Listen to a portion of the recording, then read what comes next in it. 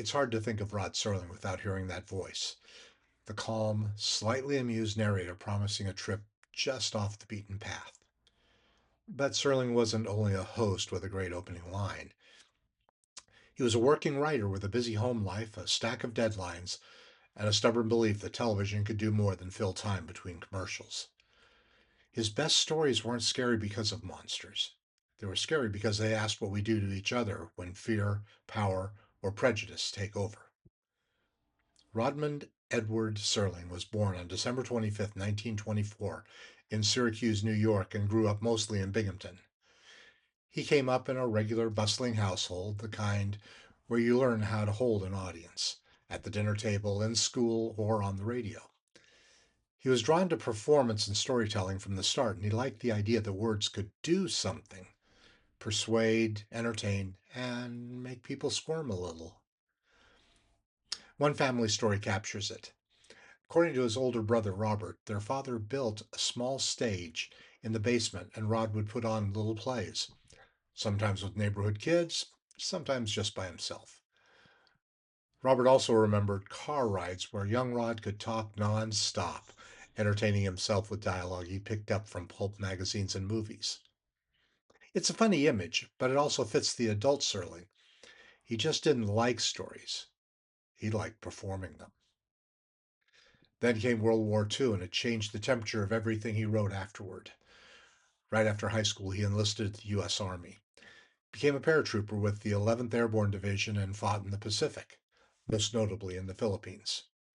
He was wounded in action.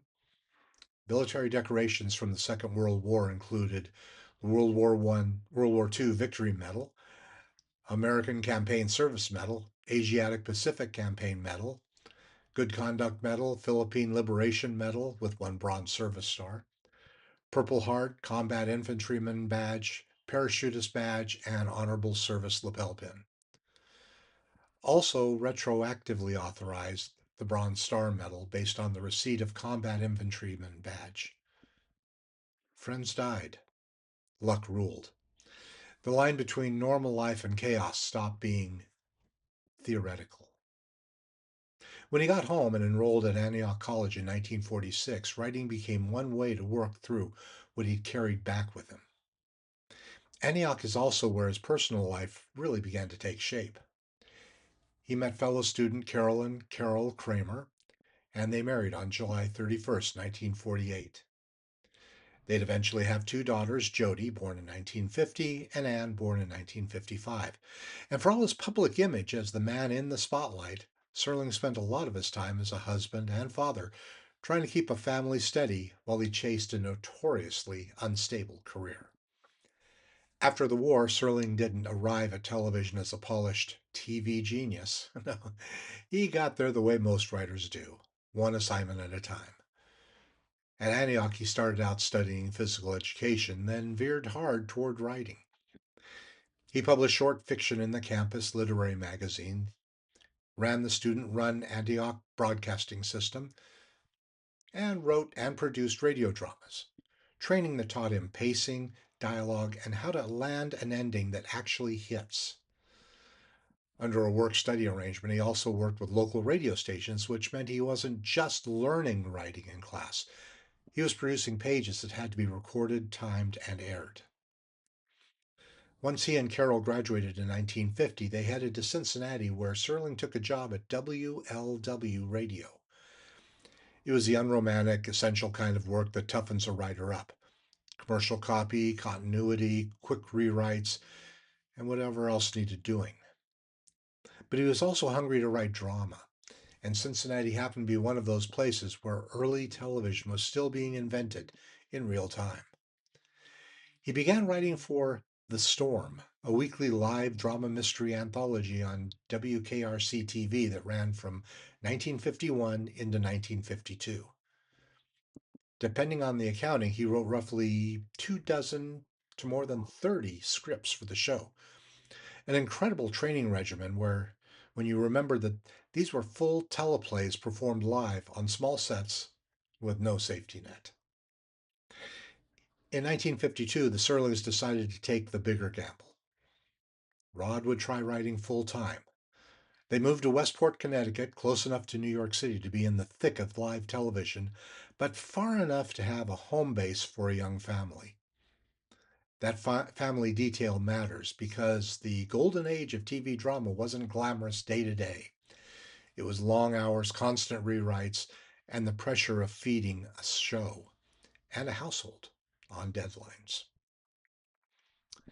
Here's the part that's easy to forget when you picture Serling as a cool on camera guide. Most days he was just a guy trying to get words onto paper when life happened around him. Writing, especially the kind of writing he did, requires silence, and family life rarely offers it. In Westport, he was close enough to New York City for meetings and productions, but home was where he tried to actually write, often shutting himself away for long stretches. Carol later described him as both a solitary when working and gregarious when he could finally come up for air.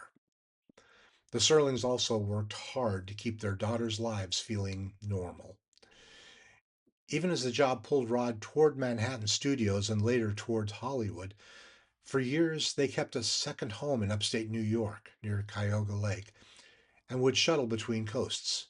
Heavy workload periods in Southern California, then summers back in the quieter woods and water of New York when they could steal them. Carol Serling once put it simply in an interview. He was basically a writer, and a writer is a very solitary person who does his best work off by himself. In their house, that meant everyone learned the difference between Rod being a dad and Rod being on deadline. The closed door, the quiet request, the sense that a scene was being built in his head, it couldn't be interrupted without it collapsing. Anne Serling later recalled that Cuyahoga Lake summers had their own rhythm. As soon as school let out, the family flew east, and one of the "we're back" traditions was boating on the lake, sometimes heading to dinner. For Rod, those weeks weren't just vacation, they were survival. Anne remembers a small cabin beside the house where he disappeared to write, at first pecking away on a manual typewriter with a two-finger method. But as workload expanded and deadlines got less forgiving, he increasingly switched to a dictaphone-style dictating machine, talking his drafts aloud so someone could transcribe them for television. That wasn't a quirky side habit. It became the main engine of his output. UCLA's library collection, for example, includes hundreds of Serling's old dictabits, recordings of him essentially building scenes by voice, line by line, the way other writers would do with their fingers on keys. And the places he wrote weren't accidental. In the Finger Lakes, Anne Serling has described the cottage as a kind of a reset button. Trees, a clear view of Cuyahoga Lake, and a dock where her father kept a motorboat. He loved being out in the water. The little cabin beside the house where he typed, then dictated, was close enough to family noise to feel connected, but separate enough to feel like a workshop. You can almost see the contrast he was chasing. A quiet room, a lake breeze, and then back to the other end of the phone line, the mayhem and grind of television schedules. Serling made it look effortless on screen, but his process was workmanlike and surprisingly structured for someone associated with twists. In his final interview in March of '75, he said that his actual writing time was about 3 hours a day, but his pre writing routine was endless. What he meant was that the typing or dictating was the last step. The real work happened earlier, in the way he lived with a story problem, watching people, collecting bits of behavior, turning arguments over in his head until he could hear the shape of a scene.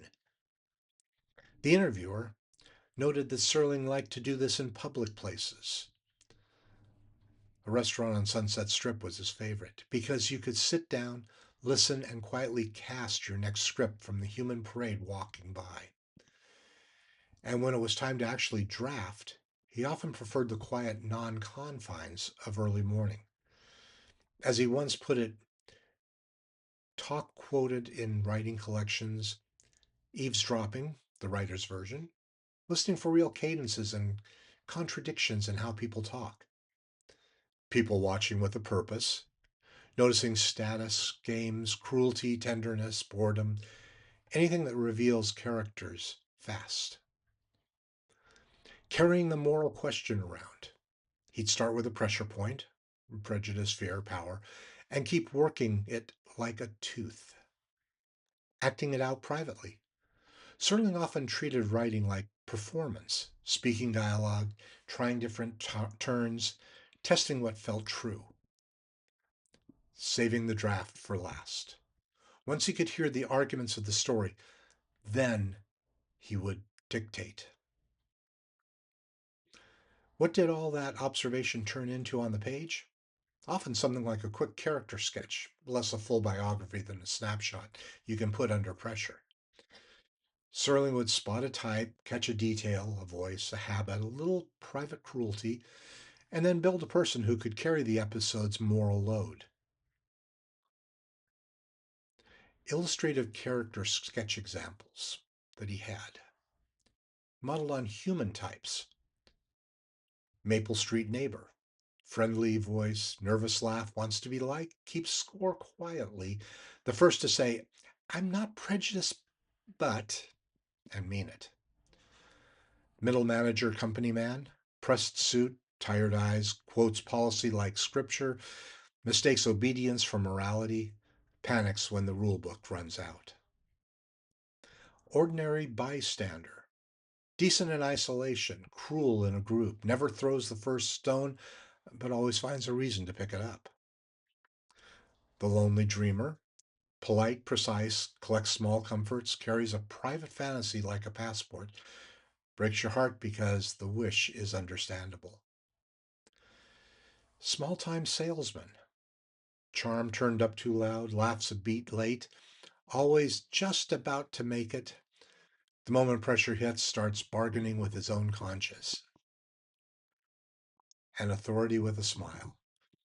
Genial, reasonable tones, uses for your own good the way others use a threat, never raises his voice because he doesn't have to. His teaching notes line up with what you see in the scripts. In seminars later preserved by the Rod Serling Memorial Foundation, he hammered a few rules. Start with an overall theme, let the theme generate characters, and then let the character choices generate plot. Grab the audience immediately, don't overload dialogue, and, in all caps, don't let sentimentality take over. Put together with that endless pre writing, watching, listening, and sketching people you can stress test. Those rules explain why his episodes feel so clean and inevitable once they start rolling. Then came speed. As UCLA's write up of the Rod Serling papers notes, he wrote predominantly through dictation, and his collection preserves hundreds of his dictations. Listening to those recordings, archivists have described him not just reading dialogue, but speaking whole scenes, action lines, direction, description, rhythm, straight into the machine. It let him stay in flow, keep up with punishing TV schedules, and revise from a typed transcript instead of starting over from scratch. He would start with a pressure point, a fear, injustice, or moral question he couldn't drop. Find the dramatic container, a situation that forces a choice, sometimes realistic, sometimes fantastical. Draw fast, often by voice. Get a full version down before overthinking it. Rewrite for clarity and punch. Sharpen the turn, tighten the dialogue, cut sentimentality, and brace for production reality. Network standards, sponsor comfort, budgeting, casting, and more rewrites. By the mid 1950s, the gamble paid off. Teleplays like Patterns, A Corporate Pressure Cooker, and Requiem for a Heavyweight, a heartbreaking look at a boxer's decline, made him one of the most respected writers in television and brought major awards, including Emmy wins. But if you want to understand what pushed Serling toward the Twilight Zone, don't just look at the trophies, look at the fights. In 1956, Rod Serling wrote Noon on Doomsday for the United States Steel Hour, inspired by the murder of Emmett Till and the racial terror surrounding it. Even after Serling tried to build in acceptable distance, changing details and framing the story through different victims, pressure arrived from multiple directions: sponsors, network concerns, affiliates, and the fear of backlash. Serling later described a version of the process as being combed over by many different people and reshaped through meeting after meeting until what aired barely resembled what he set out to say. In a 1959 interview with Mike Wallace, Serling put it in plain, frustrated terms. The script, he said, was gone over with a fine tooth comb by 30 different people, and he found himself going at least to 2 meetings a day for over a week to take notes on demanded changes. The result he described was a lukewarm, eviscerated, emasculated kind of show, and the lesson stuck. On sponsor driven TV, controversy didn't get just debated, it got edited out. That wasn't just a one off. When he wrote a lynching drama that would become A Town Has Turned to Dust, broadcast on Playhouse 90 in 1958, sponsors again objected to anything that might offend white Southern viewers. The script was pushed away from a direct contemporary civil rights story and reworked. Settings shifted, the victim's identity was changed, so the subject could be discussed without naming the real world too clearly. For Serling, this was infuriating and instructive. In commercial television, the people paying the bills often had the veto power over the point you were trying to make. The Twilight Zone didn't start as, let's make a good spooky sci fi show. It started as a workaround, an answer to those sponsor battles. Serling had learned that if you wrote directly about lynching, censorship, or political intimidation, those notes would come in fast and furious.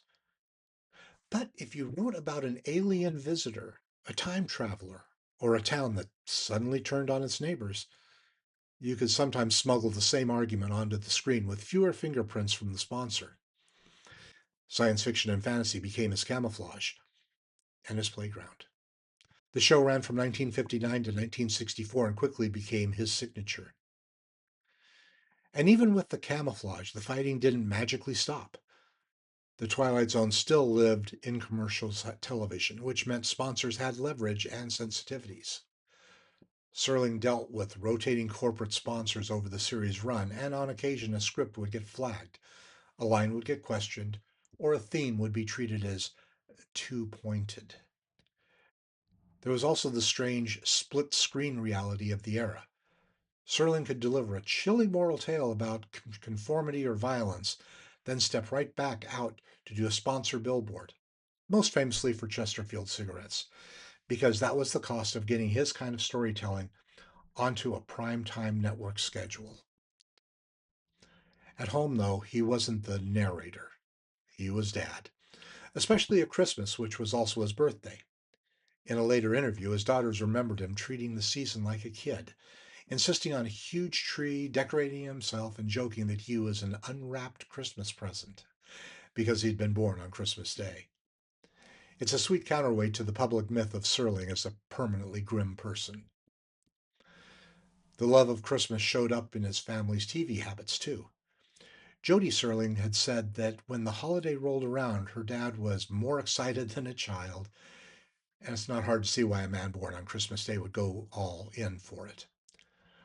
Over time, his own Christmas episode, The Night of the Meek, with Art Carney as a worn out department store Santa who gets one miraculous night to make things right, became a natural part of the Serling seasonal orbit. A story they could watch and rewatch as both a holiday fable and a reminder of what Serling liked to sneak into television, even when the world was telling him to tone it down. And yes, sometimes work literally came home. Anne Serling has told the story of her father bringing home the ventriloquist dummy prop from the episode The Dummy. Instead of being terrified, the kids adored it. They'd sit at the dinner table and, as Anne recalled in a 2024 interview with People magazine, they fought over who could go to bed with it. Then, of course, Rod had to return to the studio, after which Anne said she eventually watched the episode and found it generally frightening. Family memory and TV mythology living in the same house.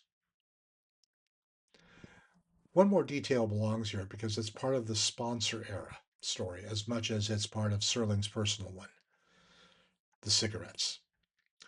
Serling was a heavy, habitual smoker, often described as smoking up to 3 packs a day in later interviews and profiles.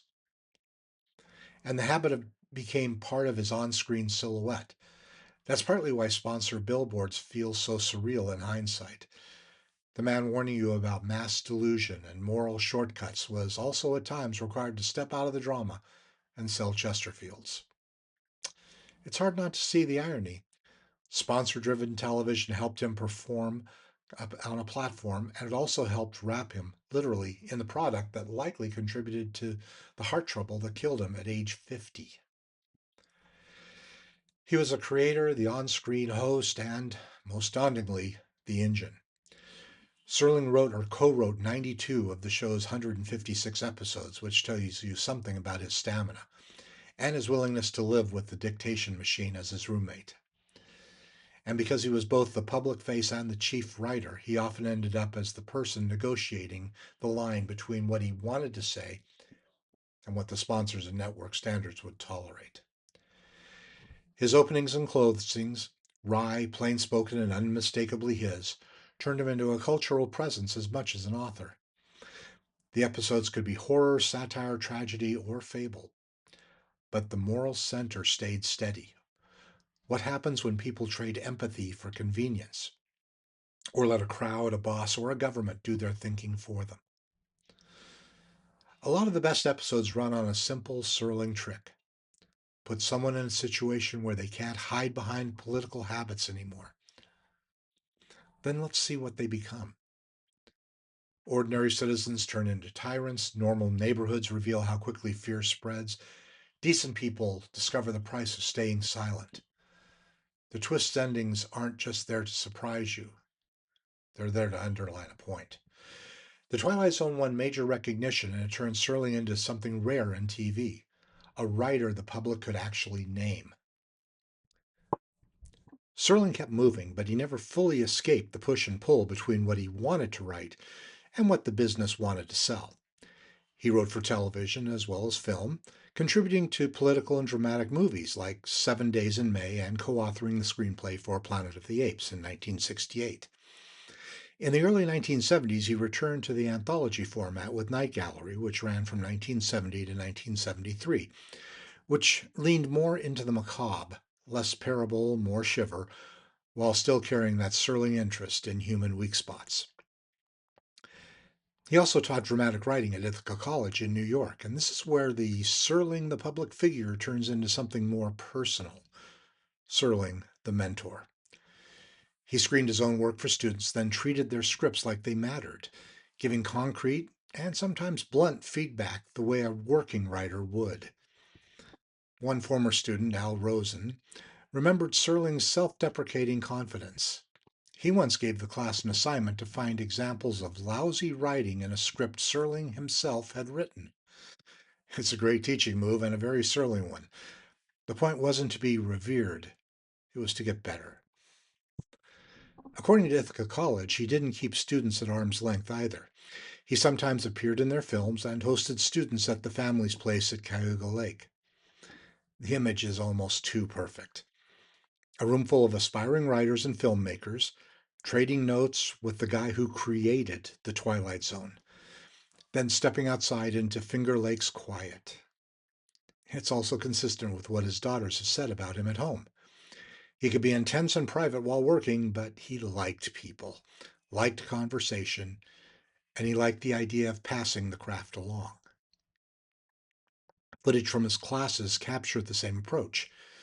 In circa 1970, classroom clips, highlighted by The Hollywood Reporter, Serling tells students that every writer has certain special loves, certain special hang-ups, and he admits that one of his was a hunger to be young again, a desperate hunger to go back to where it all began. It's striking for a famous writer to say that out loud, especially to students. He wasn't teaching them how to imitate him, he was teaching them that their own obsessions, handled honestly, were the fuel. His impact as a teacher wasn't about creating mini Rod Serlings. It was about giving young writers permission to take their ideas seriously and then holding them to professional standards. Students came away with a clear sense of how scripts are built, scene by scene, choice by choice, and with the bracing reminder that craft and conscious can coexist on the page. The fact that he showed up, read their work, and argued for their voices, while still doing national television, made the job feel real and reachable, not mystical. Rod Serling died on June 28, 1975, in Rochester, New York, at the age of 50, an early end to a career that had already reshaped what television writers could be. Part of his legacy is formal. An anthology model he mastered, the twist ending as a moral punctuation, the integration of narration as a kind of authority signature. But his deeper influence is tonal. He wrote as if the audience could handle complexity, and as if popular art had obligations beyond distraction. Decades later, his stories continue to feel current because the pressure he dramatized never disappeared. The fear of outsiders, the lure of easy certainty, the temptation to let systems replace judgment. Serling understood that speculative fiction could be a mirror, not an escape, one that shows people their better selves and their worst possibilities. Each time his voice invites viewers to submit for your approval, it is more than a catchphrase. It's a challenge. Look closely at what you believe and what you are willing to do about it.